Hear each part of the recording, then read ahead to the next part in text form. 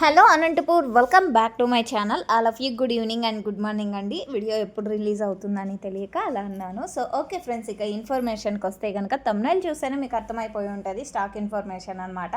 And చాలామంది చాలా రోజుల నుంచి చాలా అడుగుతున్నారు, బట్ నేనైతే రిప్లై ఇవ్వడం లేదు. ఎందుకంటే ప్రైజెస్ ఉన్నప్పుడు ఎవరైనా చెప్తారు అండ్ ప్రైజెస్ లేనప్పుడు ఎవరు చెప్పలేరు అని అంటారు. సో నేనైతే ఫ్యూచర్ రేట్స్ ఎప్పుడూ చెప్పలేదు అండ్ చెప్పబోను కూడా.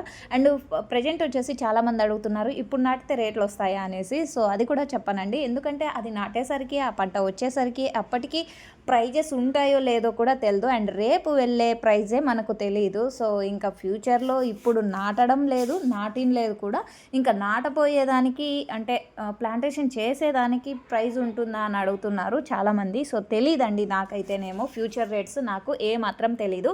అండ్ ఇప్పుడున్న ప్రైజెస్ ఎన్ని రోజులు ఉంటాయని కూడా చెప్పలేను నేనైతే. అండ్ చాలా కామెంట్స్, చాలా మెసేజెస్ అండి, బట్ నేనైతే రిప్లై కూడా ఈ మధ్య ఇవ్వడం లేదు, ఎందుకంటే నాకు తెలియదు కాబట్టి. ఇంకా ప్రతిసారి అంటే కొంచెం ఎక్కువ టెక్స్ట్ చేయడానికి అంత టైం కూడా తీసుకోవడం లేదనమాట. ఎందుకంటే చాలా చెప్పాలి, నాకు తెలీదు అంటే మీకు తెలీదా అన్నట్టు ఒక మైనస్గా తీసుకుంటారు. సో అంత వివరించాలి. ఇంకా ఫ్యూచర్ రేట్స్ ఎవరికి తెలియదన్నా, మండీ వాళ్ళకి కూడా తెలియదు, 24 hours బయింగ్ చేసే వాళ్ళకి కానివ్వండి అండ్ మండీలో ఉండే వాళ్ళకి కానీ ఇవన్నీ చెప్పాలి. సో అందుకనే నేనైతే ఏమాత్రం చెప్పడం లేదనమాట. అండ్ ఫ్యూచర్ రేట్స్ ఎవరికి తెలియదండి, నాకే కాదండి ఎవరికి కూడా తెలీదు. అది అంటే డిమాండ్ అండ్ సప్లై మీద ఆధారపడి ఉంటుందని నేను ప్రతి ఒక్క లెంతీ వీడియోలో కూడా చెప్తూనే ఉన్నాను. ఇప్పుడు కూడా అదే ఉంటుంది. సో ఇప్పుడు డిమాండ్ ఉంది కాబట్టి అండ్ సప్లై కూడా మంచిగా ఉంది, ఎక్స్పోర్ట్ కూడా మంచిగా ఉంది కాబట్టి ఈ ప్రైజెస్ నడుస్తున్నాయి. అండ్ ఇక విషయానికి వస్తే కనుక అనంతపురం స్టాక్ ఎన్ని రోజులు వస్తుంది అండ్ ఇంత తక్కువ స్టాక్ వస్తుంది కదా ప్రజెంట్. సో ఇంకా పెరిగిపోతుందా, రాబోయే రోజుల్లో ఎలా ఉంటుంది, పెరుగుతుందా తగ్గుతుందా, ఇదే స్టాకే వస్తుందా అని కూడా అడుగుతున్నారు. సో నేను ఇన్ఫర్మేషన్ కనుక్కొని అంటే ఫార్మర్స్ అన్న వాళ్ళ దగ్గర నుంచి తీసుకొని నేను మీకు షేర్ చేస్తున్నానండి. సో ఇది నా ఓన్ కంటెంట్ అయితే కాదు, అంటే నేను సొంతంగా నా నిర్ణయాలు అయితే చెప్పడం లేదు.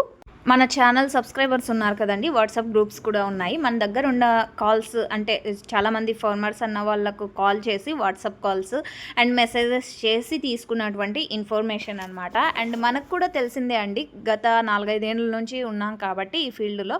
సో జనవరి సంక్రాంతి అప్పుడు కొంతమంది బయర్స్ వచ్చేసి వెళ్ళిపోతారు. సో ఆ కారణం చేత కొంచెం ప్రైస్ అనేది స్లో అవుతుంది అని చెప్తారు.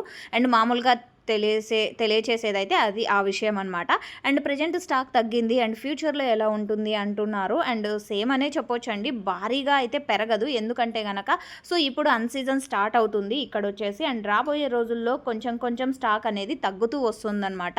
అండ్ ఇంతకంటే భయంకరంగా పెరుగుతుందా అంటే కనుక అస్సలు పెరగదండి, భారీగా అయితే ఏమాత్రం పెరగదు స్టాక్ అని చెప్పొచ్చు.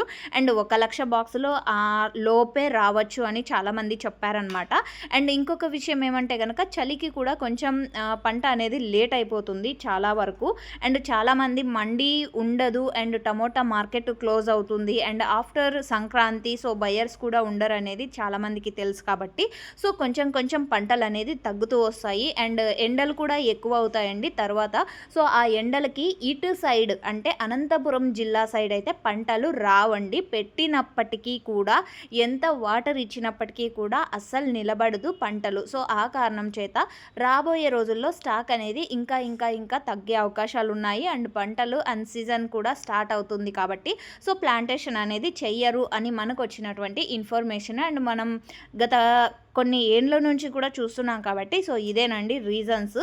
సో నాకు తెలిసిన ఇన్ఫర్మేషన్ ఇదేనండి. అండ్ ఏమైనా పాయింట్స్ మిస్ చేసి ఉంటే కనుక నేను కామెంట్ సెక్షన్లో తెలియచేయండి. ఇంకా ఏమైనా డౌట్స్ ఉన్నా కానీ కామెంట్ సెక్షన్లో అడగండి, ఆన్సర్ చేస్తాను. Thank you.